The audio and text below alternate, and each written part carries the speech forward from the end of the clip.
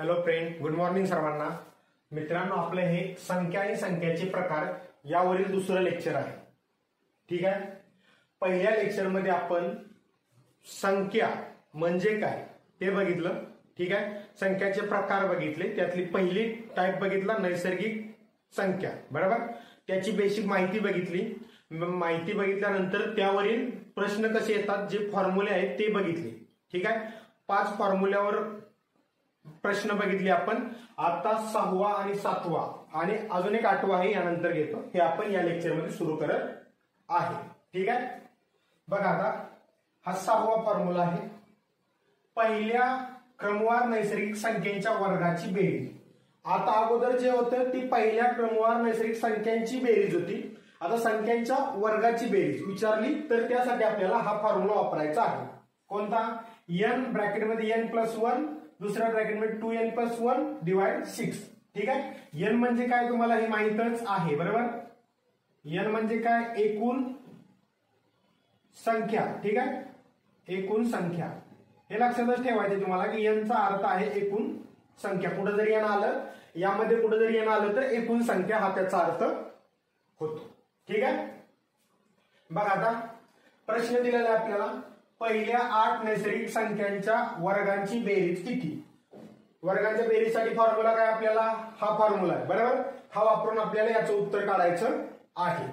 बघा, आता वर्गांची बेरीज असली तुम्ही वर्गांची बेरीज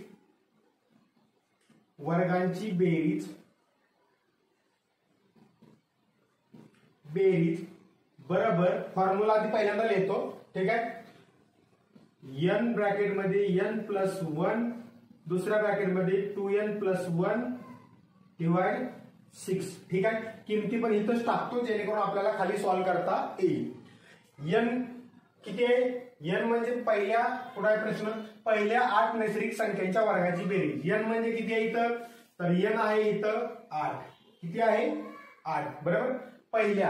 आता या प्रश्नामध्ये पहिल्याच पाहिजे मित्रांनो, पहिल्या क्रमवारी म्हणजे 1 पासून सुरू होणार आहे. ठीक आहे. जर मधले असेल 10 पासून, 15 पासून, 20 पर्यंत, 20 पासून, तर त्यासाठी हा फॉर्म्युला नाही किंवा तसा प्रश्न पण विचारला जाणार नाही. पहिल्याच विचारलं जाईल. ठीक आहे. बघा, आता n आपलं 8 आहे तर इथं किमती टाका. 8 ब्रॅकेटमध्ये 8+1. ठीक आहे. दुसऱ्या ब्रॅकेटमध्ये 2 × 8+1 डिवाइड 6. ठीक आहे. आता हे आपण सोडवू मित्रांनो. सोडवताना बघा, 8 गुणुले 8+1 किती झालं? 9 गुणुले 2 × 8 16, 16+1 17, बरोबर. गुणुले 17 डिवाइड 6. ठीक आहे. आता जर इथं विचार केला तर 9 आणि 6चा भाग जातोय, बरोबर. 6 दोन्ही, बरोबर. सॉरी, 3 दोन्ही 6, 3 3 9. ठीक आहे. इथपर्यंत भाग गेला. आता या दोन्ही बेक के बे, बेन चौक 8, बरोबर. मग काय इथं 4 गुणुले 3 गुणुले 17. काय लागलं आपलं? 4 गुणुले 3 12 गुणुले 17. उत्तर काय आलं आपलं? 12 7 84, बरोबर आहे. 12चा पाठ पाहिजे. 1 ते 20 पर्यंत पाढे मी त्याच्या अगोदर लेक्चर मध्ये दिले की 1 पर्यंत 20 पर्यंत 1 ते 20 पर्यंत पाठ पाहिजेत तुमचे. ठीक आहे. 12 7 84, 4 हातच्याला 8, 12 1 12 8 20, 204. हे झालं याचं उत्तर. म्हणजे 1 ते 8 पर्यंतचे संख्या आहेत त्यांचे वर्ग जे आहेत त्यांची बेरीज केली तर 204 येईल. करून बघायचं असेल तर 1 चा वर्ग 1, 2 चा वर्ग 4 अशी बेरीज करत जा. 1 + 4, 3 चा वर्ग 9, मग 1 + 4 + 9 + 16 + 25 बेरीज करून तुम्ही बघू शकता. तुमचं उत्तर येणार आहे 204. ठीक आहे. आता हा खालचा प्रश्न तुमच्यासाठी सोडवण्यासाठी दिलेला आहे. मला मुलांनी सांगितलं की सर, बॅचमध्ये मुलांनी आता सांगितलं की सर आम्हाला पण प्रश्न सोडवण्यासाठी देत चला होमवर्क. नाहीतर मी सोडवून घेत असतो, पण तुम्हाला होमवर्कसाठी पाहिजे तर होमवर्कसाठी देत जाईल की पहिला प्रश्न तुम्हाला समजला तर त्यावरून तुम्ही दुसरा सोडवू शकता. आता हा प्रश्न अशा प्रकारे पण मांडला जातो. आता खाली मी प्रश्न दिलाय, पहिल्या 11 नैसर्गिक संख्यांच्या वर्गाची बेरीज किती? हा प्रश्न झाला. पण वरती जो आहे असा पण प्रश्न तुम्हाला दिला जाऊ शकतो, म्हणून मी तो ऑर केलेला आहे. ऑर. ठीक आहे. 1 चा वर्ग + 2 चा वर्ग + 3 चा वर्ग + 4 चा वर्ग + 5 चा वर्ग + 6 चा वर्ग + 7 चा + 8 चा वर्ग प्लस 9चा वर्ग प्लस 10चा वर्ग प्लस 11चा वर्ग बरोबर किती? आता यामध्ये मग तुम्ही काय करता, 1चा वर्ग घेता, 1, 2चा वर्ग 4, 1 plus 4 plus 9 plus 16 plus 25 plus असं करता.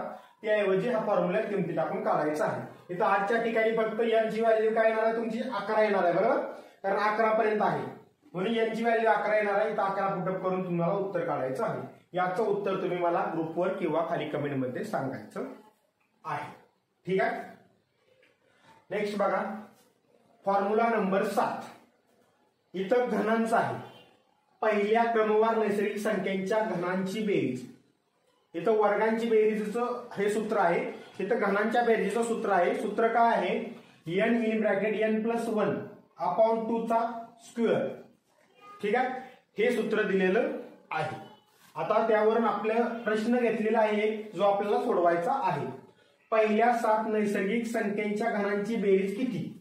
आता इथं घनांची बेरीज पण तुम्हाला खूप काय 20-25 न संख्या दिली जात नाही, म्हणजे पहिल्या 25 संख्यांच्या घनांची बेरीज एवढं विचारलं जात नाही. 15 पर्यंत खूप झालं. ठीक आहे. फॉर्म्युला काय, घनांची बेरीज बरोबर फॉर्म्युला आहे n ब्रॅकेट मध्ये n प्लस 1 अपॉन 2 ब्रॅकेटच्या बाहेर म्हणजे स्क्वेअर. ठीक आहे. याच्यात किमती टाकू. n बरोबर काय, n बरोबर आहे 7 इथं दिलेला आहे बरोबर. यांची व्हॅल्यू यामध्ये टाका. 7 ब्रॅकेट मध्ये 7 प्लस 1 डिवाइड 2 ब्रॅकेटचा स्क्वेअर. ठीक आहे. आता हे सोडवा. 7 प्लस 1 किती 8 झालं, 8 डिवाइड 2 ब्रॅकेटचा स्क्वेअर. ठीक आहे. 7×8 56 डिवाइड 2 किंवा मग 8चा डायरेक्ट भाग घालवला तरी चालतोय पण ठीक आहे. 7×8 56 डिवाइड 2 ब्रॅकेटचा स्क्वेअर बरोबर किती आलं 28चा स्क्वेअर. बेक के बे आणि इथं 28 आलं बरोबर आहे. 28चा स्क्वेअर तुमचं उत्तर काय आलं. आता ज्याला 30 पर्यंतचे वर्ग माहित आहेत त्याला डायरेक्ट उत्तर येईल 28चा वर्ग किती आहे ते बरोबर. ज्याला वर्ग पाठ नाही 30 पर्यंत तो 28 गुणिले 28 करत बसेल आणि मग उत्तर काढेल बरोबर.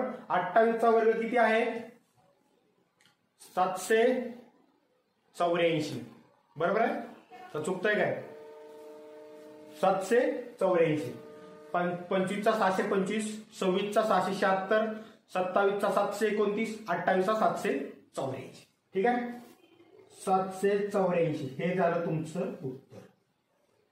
या फॉर्म्युल्याने उत्तर काढलेलं आहे.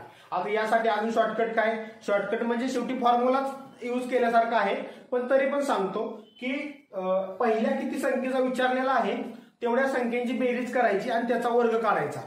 म्हणजे त्याचा गोष्टीतच येते. जसं की 28चा वर्ग इथं शेवटी आला आपला बरोबर. तेच आपण 1 ते 7 अंकांची बेरीज केली असतं तर आपलं 28 झालं असतं बघा. 1 plus 2 plus 3 plus 4 plus 5 plus 6 plus 7 केलं तर 28च येते आणि मग त्याचा वर्ग घेतला की उत्तर निघते. तशा पद्धतीने तुम्ही याचं काढू शकता. काय करणार 1 प्लस 2 प्लस 3 प्लस 4 प्लस 5 करायचं. किती बेरीज येतील त्याचा वर्ग घ्यायचा ते तुमचं उत्तर असेल. तोंडी पण निघाला असेल आतापर्यंत. ठीक आहे. एक प्रश्न तुम्ही काढायचा याचं उत्तर तुम्ही काढायचं आहे. हा झाला आपला 6वा आणि 7वा टाईप. काय डाऊट आहे का, फास्ट स्लो वगैरे होत असेल तर नक्की सांगा. ठीक आहे. आता आपण 8वा एक फक्त फॉर्म्युला म्हणजे घेणार आहे नैसर्गिक संख्येवरचा, त्याच्यावरचे एक्झाम्पल घेऊ. त्यानंतर आपण पुढचे जे टाईप आहेत पूर्ण संख्या पूर्णांक संख्या जे पण आहेत ते सगळे बघणार आहे. पुढचा टाईप बघूया. नेक्स्ट फॉर्म्युला बघा मित्रांनो, 8वा आणि शेवटचा फॉर्म्युला नैसर्गिक संख्येवरील. ठीक आहे. आपण पहिला टाईप बघतोय. पहिला संख्येचे प्रकार, पहिला प्रकार बघितला नैसर्गिक संख्या आणि त्यावरतीच प्रश्न येतात. 6 ते 7 फॉर्म्युले आहेत म्हणजे 8 आहेत. ठीक आहे. त्यातला एक छोटा होता 5 नंबरचा मी तुम्हाला सांगितलं होतं. हा 8वा आहे. आता सारख्या फरकाने वाढणाऱ्या नैसर्गिक संख्यांची बेरीज, याचा पण फॉर्म्युला सेम आहे. कोणत्या संख्येसारखा, मधल्या संख्येचा आपण जे काढतो सूत्र वापरलं होतं टाईप नंबर 3 बरोबर. टाईप नंबर 3 जो होता त्यासारखं त्याचा फॉर्म्युला आहे सेम. ठीक आहे. पहिली संख्या प्लस शेवटची संख्या डिवाइड 2 गुणिले एकूण संख्या. ठीक आहे. सेम फॉर्म्युला आहे. मधल्या संख्येचा म्हणजे कसा बघा, सारख्या फरकाने म्हणजे कसा 4, 8, 12, 16 plus plus plus plus 60 is equal to किती. म्हणजे जो फरक त्यांच्यातला असतो तो सेम असतो. आता बघा 4 आणि 8 मधला फरक किती आहे? 4चा आहे. 8 आणि 12 मधला फरक किती आहे? 4चा आहे. 12 आणि 16 मधला फरक किती आहे? 4चा आहे. मग इथं 16च्या पुढे काय असेल? 20, 24, 28, 32, 36, 40 बरोबर, असं 60 पर्यंत एवढ्या सगळ्यांची बेरीज आपल्याला विचारलेली आहे. ठीक आहे. जर तुम्हाला फॉर्म्युला माहित नसेल तर तुम्ही काय करणार? 4 + 8 + 12 + 16 + असं सगळं लिहिणार. मग त्यांची बेरीज करत तुम्ही उत्तर काढणार. तुमचं उत्तर 100% निघणार. पण तुमचा वेळ 4 ते 5 मिनिट गेलेला असणार, जे की तुम्ही 30 सेकंदात सोडवू शकता. बरोबर. म्हणून आपल्याला या फॉर्म्युल्याची गरज आहे. आता तुम्हाला मी किती फॉर्म्युले सांगितले बघा. पहिला जो फॉर्म्युलाचा टाइम घेतला, पहिला फॉर्म्युला पहिल्या क्रमवार संख्यांची बेरीज बरोबर, तो आणि पहिल्या क्रमवार संख्यांची सरासरी इकडे घेतला होता. दोन्ही सेमच होतं, फक्त काय चेंजेस होता? एनचा चेंज होता फक्त बरोबर. तिसरा आणि चौथा फॉर्म्युला जवळपास चेंज होता. एकूण संख्या आहे ते चेंज होतं फक्त. पाचवा फॉर्म्युला तर काय छोटाच होता, शेवटची संख्या मायनस पहिली संख्या प्लस 1 एकूण संख्या काढण्यासाठी बरोबर. आणि 6वा आणि 7वा काय होता?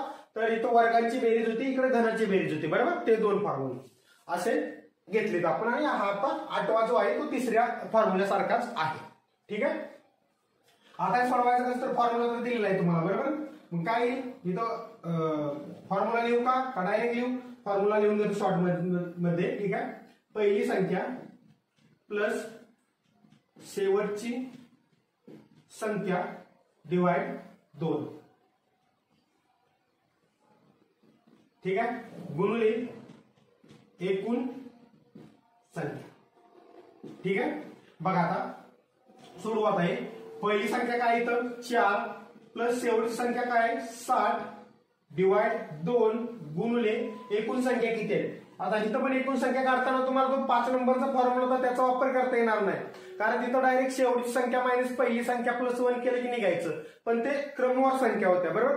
इथं 4चा डिफरन्स आहे बरोबर. त्यामुळे तुम्हाला तोंडीच काढावं लागते की किती संख्या आहे. आता सरासरी बघा 4 पासून 40 पर्यंत विचार केला तर 10 संख्या होतात बरोबर.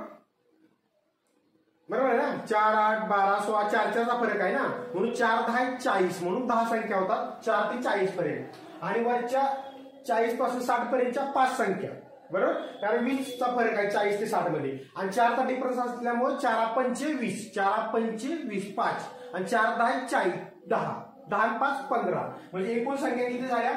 15 झाल्या बरोबर. म्हणून आपण इथं 15 घेतली. ठीक आहे. आता हे सोडवू आपण. काय 60 + 4 64 डिवाइड 2 गुणिले 15. ठीक आहे. आता हे भाग घालवा 1 32. ठीक आहे.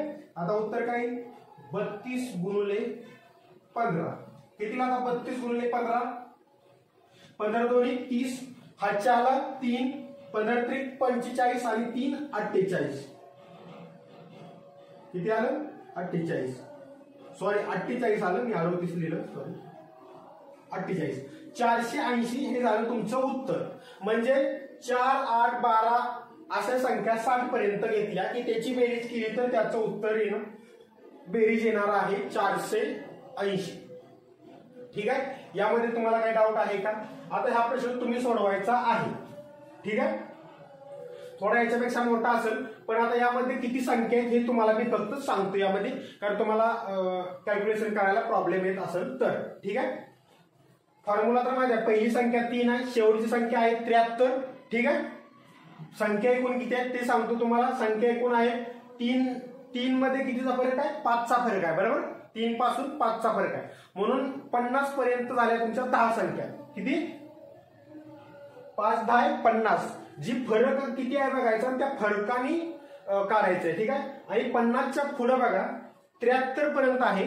50च्या पुढे 52 बरोबर 58 सॉरी 57 ना 3 सॉरी 53 58 63 68 आणि 73 किती झाल्या? 5. म्हणजे ह्या पण आहेत 5 संख्या, म्हणजे टोटल आहेत 15 संख्या. म्हणजे इथं पण तुमच्या 15 संख्या आहेत. ठीक आहे. 50 ते 75 पर्यंत थोडक्यात 73 आहे. ठीक आहे. 15 संख्या आहेत. आता एकूण संख्या तर तुम्हाला सांगितली 15 आहे. पहिली संख्या 3, शेवटची संख्या 73. फॉर्म्युल्यामध्ये किमती टाकून उत्तर काढायचं आहे तुम्ही आणि मला सांगायचं आहे. हा झाला आपला 8वा फॉर्म्युला. नैसर्गिक संख्या हा टॉपिक आपला संपलेला आहे. म्हणजे त्यातला एक जो प्रकार आहे संख्येच्या प्रकारमधला तो संपलेला आहे. आता पुढचा असेल पूर्ण संख्या, पूर्णांक संख्या वगैरे. याला काही जास्त वेळ लागणार नाही. इकडे पूर्ण संख्या, इथं पूर्णांक संख्या, इथं असं पटपट आपण घेऊन टाकू. ठीक आहे. नेक्स्ट टाइप बघा मित्रांनो, संख्याच्या प्रकारमध्ये पहिल्यांदा आपण नैसर्गिक संख्या बघितली, त्याची बेसिक बघितली, त्याचे फॉर्म्युले बघितले, 7 फॉर्म्युले बघितले, त्यावरचे एक्झाम्पल बघितले आणि त्यानंतर आता दुसरे प्रकार. ठीक आहे. आता हे शॉर्टकट मध्ये आहेत, यावर काय फॉर्म्युले वगैरे नाही. ठीक आहे.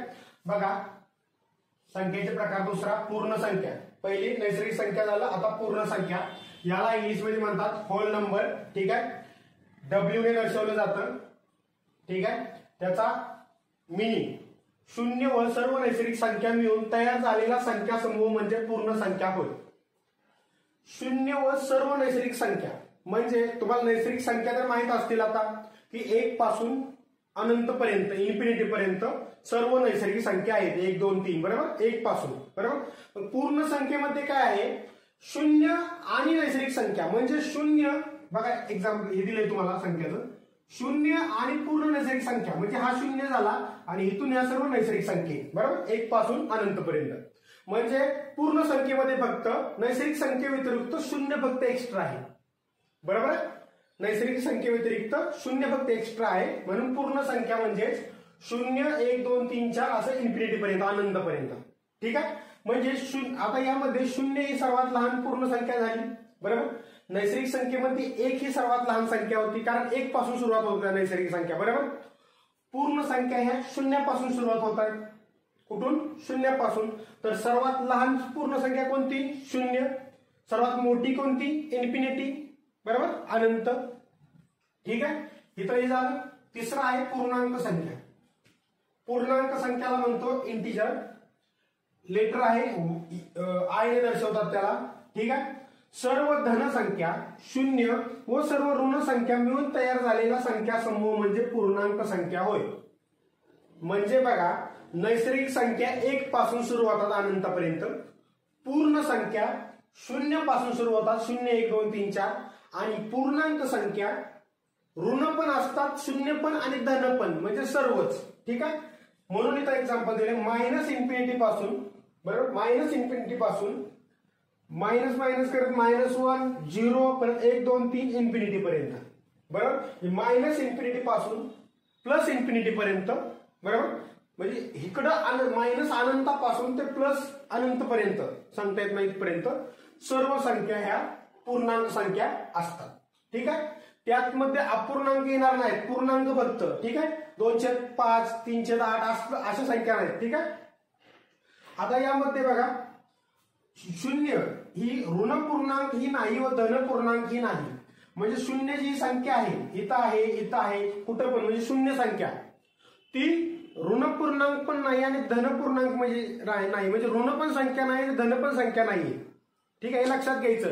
कधी कधी तुम्हाला विचारू शकता की धन संख्या कोणत्या, ऑप्शन दिलं जाईल 2 8 10 0. 0 ही धन पूर्णांक पण नाही, ऋण पूर्णांक पण नाही. व्यवस्थित लिहिले तसं वहीमध्ये व्यवस्थित लिहून घ्या. वही केलेलीच असेल. आपलं दुसरं लेक्चर चालू आहे, वही नसेल केली तर करून सर्व व्यवस्थित लिहून घ्या. कारण हे लिहिल्यानंतर तुम्हाला कुठलं पुस्तक रेफर करायची गरज पडणार नाही. कारण मी स्वतः 7 ते 8 पुस्तकातून तुम्हाला शिकवतोय. ठीक आहे. आता हे बघा, -1 सर्वात मोठी ऋण पूर्णांक संख्या ही 0 आहे. बरोबर. इथं ही 0 आहे. इथं हिकडची सर्वात मोठी ऋण पूर्णांक संख्या असती. तुम्ही म्हणता सर मग -2 -1 पेक्षा मोठी असायला पाहिजे, असं नाही. ऋण मध्ये आपण जेव्हा जातो मायनस मध्ये, तेव्हा इथून मोठी संख्या असते, इथून लहान लहान होत जाते. आणि धन मध्ये जेव्हा जातो तेव्हा इथून मोठी मोठी होत जाते. म्हणजे 1 त्यानंतर मोठा 2 त्यानंतर मोठा 3 असं इन्फिनिटी पर्यंत. पण इकडं जाताना मात्र -1 सगळ्यात मोठी, -2 त्यापेक्षा लहान, -3 त्यापेक्षा लहान असं असतं इकडं निगेटिव्ह मध्ये. ठीक आहे. म्हणून सर्वात मोठी ऋण पूर्णांक संख्या -1 आणि सर्वात लहान धन पूर्णांक संख्या, धन म्हणजे 1 पासून इकडे धन. बरोबर. धन आणि ऋण तुम्हाला माहित आहे ना. पहिल्यांदा धनसंख्या म्हणजे 1 पासून सुरुवात होती, 1 2 3 4 5 असं इन्फिनिटी पर्यंत ह्या धनसंख्या झाल्या. ठीक आहे. आणि ऋण संख्या म्हणजे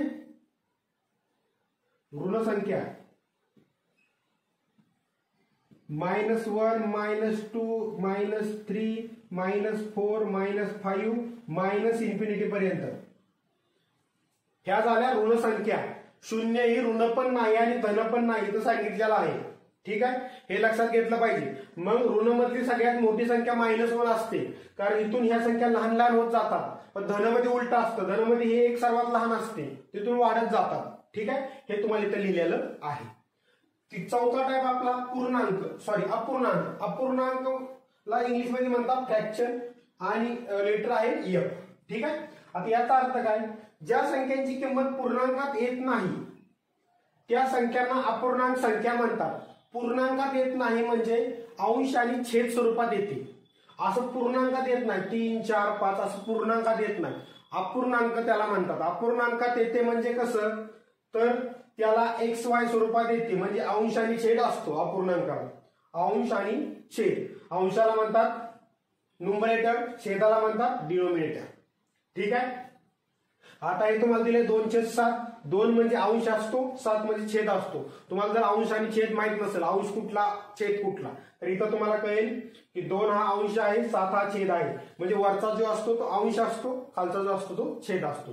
त्याला इंग्लिशमध्ये काय म्हणता येतं मी सांगितलेलं आहे. एक्झाम्पल दिले 3/5, 8/11, 1/7. म्हणजे तुम्हाला सांगायचं झालं तर अजून एक गोष्ट लक्षात घ्या की पूर्णांकात येत नाहीत म्हणजे काय, तर बघा इथं 4/2 घेतला आपण, याचा उत्तर काय निघतं सोडवलं आपण तर 4/2, 4 2 4 2 आलं. बरोबर, याचं उत्तर 2 आलं म्हणजे ही पूर्णांक संख्या आहे. पूर्णांक संख्या ही कुठली, पूर्णांक, हे लक्षात घ्यायचंय. नाहीतर तुम्हाला असं आलं की खालीलपैकी अपूर्णांक संख्या कोणत्या.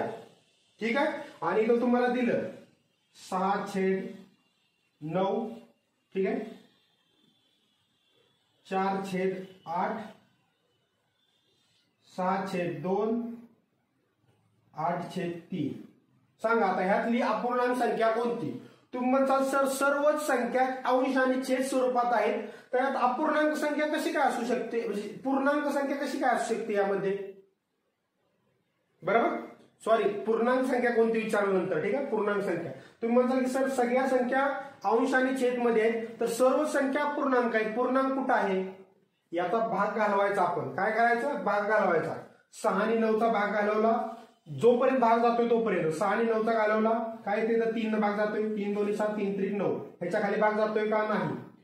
4 आणि 8चा भाग घालवला आपण, 1/2 येतंय. बरोबर, 6 आणि 2चा 3 येतंय. बरोबर, व्यतिरिक्त 6. बरोबर, आणि 8 आणि 3चा भागच जात नाही असे येते. आता याचा भाग घालवल्यावर सांगा मला पूर्णांक संख्या कोणती आली. पूर्णांक संख्या इथं 3 ही पूर्णांक संख्या आहे, म्हणजे 7/2 ही पूर्णांक संख्या आहे. त्यामुळे इथं पण लक्षात घ्यायचं की आता यात भाग घालवायचा, भाग जातोय का, जात नाही, म्हणून ही अंश आणि छेद स्वरूपात आहे. परत तुम्ही म्हणताल सर इथं भाग घालून आपण पॉईंट मध्ये काढू शकतो की. बरोबर, बऱ्याच जणांना वाटेल की आता इथं 2/3 आहे. बरोबर, 2/3, तर याला आपण पूर्णांकात काढू शकतो ना, अंश आणि छेद मधलं बाहेर काढू शकतो ना आपण. बाहेर काढण्यासाठी काय करणार तुम्ही, 3 न 2 ला भाग जातोय का, नाही जात. मग काय करणार तुम्ही, 0 पॉईंट घेणार आणि 2 वर 0 देणार, 20 झालं. 20/3, 6चा भाग लागला, परत 20/3 म्हणजे काय आलं आपलं 0.66. बरोबर, 0.66. मग तुम्ही म्हणता सर आता ह्याला अंश आणि छेद कुठं आहे, मग ही पूर्णांक संख्या झाली ना. पूर्णांक संख्या ह्या अशा 1 2 3 स्वरूपात असतात, पॉइंट मध्ये नसतात. त्याला हा पॉइंट दिला म्हणजे ही अपूर्णांक झाली. ठीक आहे, त्यामुळे असंच गृहीत धरायचं नाही की अंश आणि छेद स्वरूपात असेल तरच अपूर्णांक असणार. हा पण अपूर्णांकच आहे. काय आहे, अपूर्णांकच आहे. हा पण अपूर्णांक, समजताय का. का तर याचा रूपांतर असं केलं तर 2/3 येतंय, आणि यात अंश आणि छेद आहे का नाही, यात अंश आणि छेद आहे. बरोबर, मग ह्याचं रूपांतर कोण हे तयार केलंय, पण त्यात पण पॉइंट आलाय. पॉइंट आलाय की अपूर्णांक, विषय संपला. एक तर अंश आणि छेद पाहिजे, नाहीतर पॉइंट पाहिजे, दशांश चिन्ह. ठीक आहे, एक तर अंश आणि छेद स्वरूपात किंवा पॉइंट पाहिजे. ठीक आहे, तो झाला तुमचा अपूर्णांक. आणि जर याचं उत्तर असं डायरेक्ट निघत असेल कसं, आता इथे 12 5/3 केलंय, याचं किती निघतंय 4.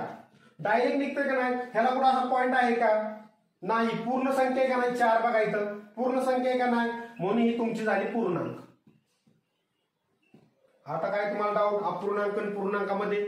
आता हा अपूर्णांक हा टॉपिक आपण सेपरेट बघणार आहे, त्याच्यावर सेपरेट आपले 2 ते 3 लेक्चर सेपरेट असतील. अपूर्णांकामध्ये दशांश अपूर्णांक, व्यवहारी अपूर्णांक, दशांश व्यवहारीत रूपांतर, व्यवहारीतलं दशांश रूपांतर, त्याच्यावर प्रश्न कसे पडतात, जे प्रश्न अपूर्ण छेदांशामध्ये येतात ते सॉल्व्ह कसं करायचं, त्यात तिरकस गुणाकार कसा करायचा, भागाकार करायचा असेल तर कसं भागायचं, ह्या सर्व गोष्टी डिटेलमध्ये आपण अपूर्णांक या स्पेशल चॅप्टर येणार त्यात बघणार आहे.